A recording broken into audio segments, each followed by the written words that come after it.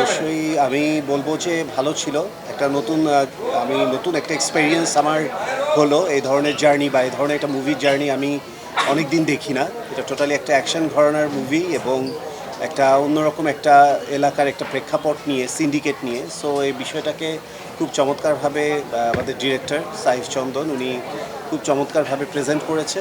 আমার কাছে মনে হয়েছে যে মশা মানে মাসলা ছবি যেটাকে বলে, তারপর যেটার মধ্যে একটু অন্যান্য মারামারি কাটাকাটি, তারপরে যেগুলো মারদাঙ্গা ছবি যারা যেসব দর্শক দেখতে চায় তাদের জন্য ডেফিনেটলি আমি বলবো যে এবারের ঈদে মালিকটা তাদের জন্য তাদের মানে উপযোগী একটি ছবি। স্টোরি ভালো, একটা গল্পের উপর দিয়ে গেছে। একটা বিষয় ভীষণ ভালো লেগেছে যে শুভর যে ক্যারেক্টারটা এস্টাবলিশ করা হয়েছে সে তার মার জন্য প্রচণ্ড অন্ধভক্ত থাকে, মাকে প্রচণ্ড ভালোবাসে। তার পৃথিবী একদিকে, মা একদিকে, এবং মার জন্য সে সব করতে পারে, মায়ের শখের জন্য বা মায়ের মুখের হাসির জন্য। এই ব্যাপারটা আমাকে ছবি সবচেয়ে বেশি অ্যাট্রাক্ট করেছে। একমাত্র স্মার্ট সিটি বসুন্ধরা, আধুনিকতায় এক ধাপ এগিয়ে।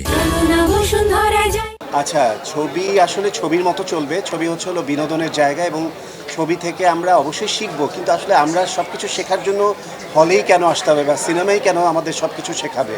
সিনেমা হবে সিনেমার মতো, সিনেমার গল্প এক একটা এক এক ধারার কথা বলবে, এক এক প্রেক্ষাপটের কথা বলবে, এক এক বাস্তবতার কথা বলবে। আমাদের বর্তমান সময় বা এই সময় আমাদের দর্শকরা যা পছন্দ করে সেটাকে ঘিরে কথা বলবে, অনেক কিছুই দেখাবে। আমরা ছবি আসি উপভোগ করতে, এখানে আসলে আমাদের শেখার জায়গাটুকু আসলে আমি খুঁজি না বেসিক্যালি।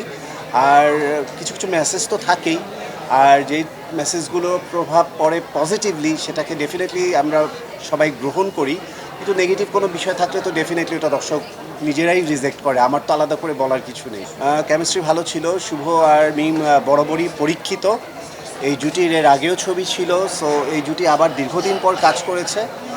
তাদের কেমিস্ট্রি খুব ঝকঝকে চকচকে লেগেছে এবং খুবই গ্ল্যামারাস লেগেছে। তারা তাদের জায়গা থেকে বেশ যথেষ্ট ভালো করেছে।